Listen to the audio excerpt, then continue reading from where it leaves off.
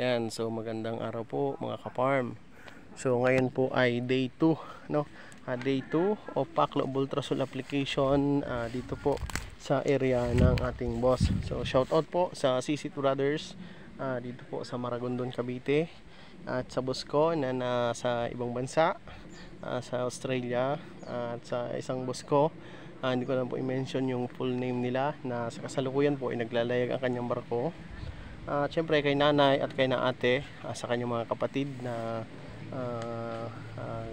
nag-aasikaso sa amin sa time na nandito ako sa kanilang farm. So ito po yung pang limang visit ko at activity dito sa kanilang farm. So pang lima kasi nagsimula po ako dito is inspection. Pangalawa, tayo po ay nag-conduct ng application ng calcium nitrate with insecticide, fungicide, and foliar sa dahon para po mapalabas natin yun pong mga bagong dahon. At after po nun, tayo po ay nag-apply ng fertilizer application mga ka-farm. At the same time, tayo po ay nagpa-clearing ng ating pong area. So sa ngayon, tayo po ay nagkakandak ng Paklo Bultrasol application for the second day. So kahapon po, yung nasa around 200 plus na puno, natapos na natin doon sa ibabaw. At ngayon, nandito naman po tayo sa bandang ibaba. Ito po ay nasa 200 plus din po na puno ito mga ka-farm. Sa kabuuan po, ito po ay more or less 500 na puno mga ka-farm. So ito, nandito po ako ngayon live. At ito nga po, ipinapakita ko po sa inyo na ito na po yung hitsura sa kasalukuyan nung dating areas po na nung ako po ay nagsimula nilang kunin as mango farming advisor from rehabilitation hanggang sa preparation at hanggang production. Ako po ay talagang very frustrated po dito sa area na to. Kasi nung dinatyan ko po ito ay halos ilan po lang ang puno na may magandang dahon. Karamihan po ng mga puno ay maraming nagkakalawangan dahon. At nakita ko po na yun pong atake ng fungus at yung mga dahon po na lumalabas sa kanya ay lagi pong inaatake ng leafhoppers mga ka-farm. Kung kaya nga po, ito po ay kinumpleto natin. Tayo po ay gumawa ng mga extra shots para lang po maprotektahan yun pong mga dahon na bagong lumalabas sa atin pong area mga ka-farm.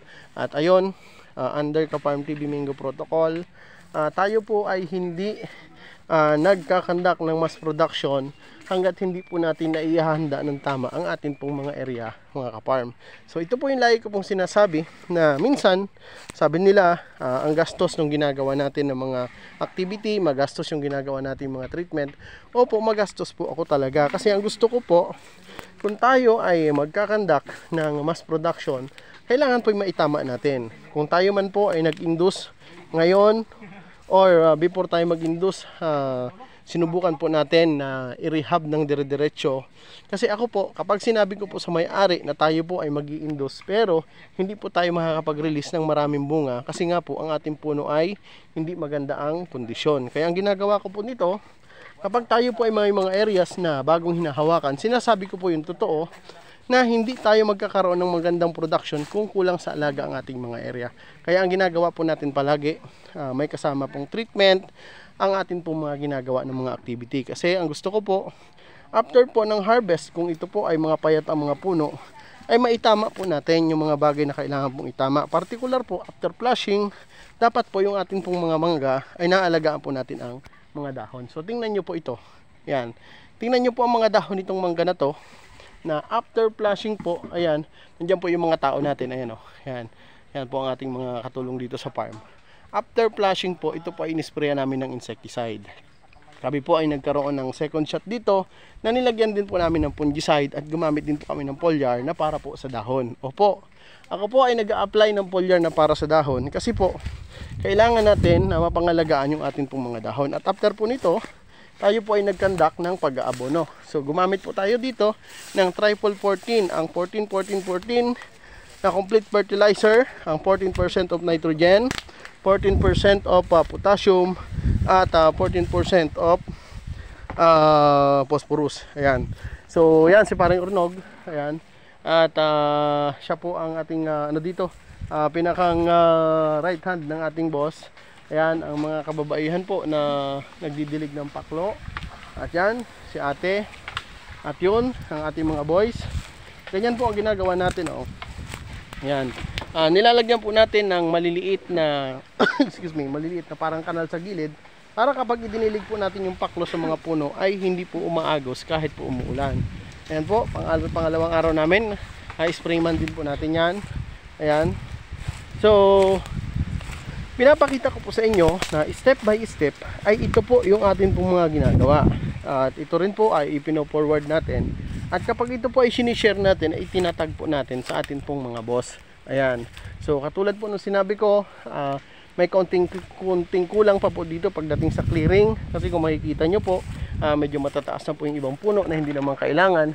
Pero yung mga mangga, ayan po, yung pong mga mangga natin ay kita na po natin na kumikinang ang mga dahon.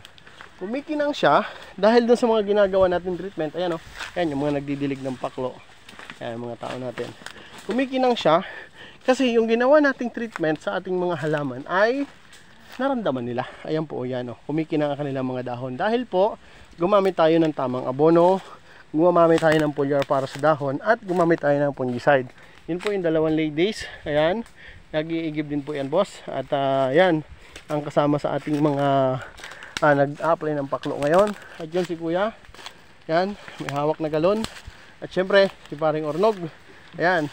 So, sinisilip niya yung ating, ating mga dahon ng mangga kasi napakalayo po nito compare sa dating hitsura. Ayan po. Ayan, pwede po ninyong bisitahin para po kayo ay maniwala sa amin. At pwede nyo pong tanungin yung mga tauhan dito at yung pong mga trustee dito kung ano pong hitsura nito nung kami po ay magsimula at kahit po yung mismong may-ari nito. Kaya, lagi ko pong sinasabi na ang Ka-Farm TV Mingo Protocol po ay binuo ko sa sarili ko pong paraan. Ako po ay umisip at nag-aral ng sarili ko by farming practice na aking ginagawa. Kasi nalulungkot po ako kasi every time na meron pong mga mango farm na hinahawakan ng mga contractor, after po na mag-harvest at nag-flushing ang mga mangga, yan po ay hindi na po nila binabalikan. So hindi ko po nila lahat hindi ko po nila lahat. Pero kung tatanungin po natin yung mga mango farm owner, ito po ang kadalasan pong mga nangyayari. After harvest, na sila po ay nakapag-harvest ng mga bunga ng mangga sa atin pong mga area, sila po ay babalik na lang ulit kapag po magpa-flower induction. Never din po silang nag-apply ng abono. Bagamat yung iba po ay nagko-comply na sila po ay nag-apply ng abono at sila din po ay nag-apply ng paklo for every off-season. So ito nga po pala, paalala ko po, kapag po matindi ang init ng panahon at tayo po ay hindi off-season, hindi ko po inire-recommend ang mag-apply ng Paclobultrasol. Ini-apply ko lang po ang Paclobultrasol application during off-season kung tayo po ay meron tinatarget na buwan kung kailan po natin kailangan magpabunga, mga ka-farm. Kung kaya, ako po ay nagpapasalamat sa isa na naman pong bagong area na ito na atin pong na-develop at sa kasalukuyan tayo po ay nag-apply ng Paclobultrasol sa paraan po na alam natin at after 3 months ito po ay pwede na pong isprayan ng last week of October or first week of November, mga ka-farm. Kung kaya, ito po, antayin nyo lamang po ang magiging resulta ng ating demo na ito dahil ito po ay magiging isang bukas na aklat at patotoo from rehabilitation to production. Ito po ay aking kausap ko na ang akin pong mga boss dito na ito po ay gagawin po nating demo area para po ito ay maipakita natin na pwede po nating agapan, pwede po nating sagipin ang atin pong mga areang napabayaan kaysa po sa puputulin ito at gagawing uling lamang. So, ganun pa man, ako po ay patuloy nagpapasalamat sa lahat po ng akin pong mga solid ka-farm, sa ating pong mga subscribers. Happy farming po sa ating lahat at sana po ang akin pong mga ina-upload ng mga videos na to ay makatulong sa inyo unti-unti at makapagbukas ng excuse me, mga bagong mindset pagdating po sa larangan po ng pagmamangga. Basta't lagi nyo pong tatandaan, ang inyong pong ka-farm ay hindi po isang eksperto, ang inyong ka-farm ay hindi rin po perfecto, pero pagdating sa mangga ay hindi na po tayo bagito.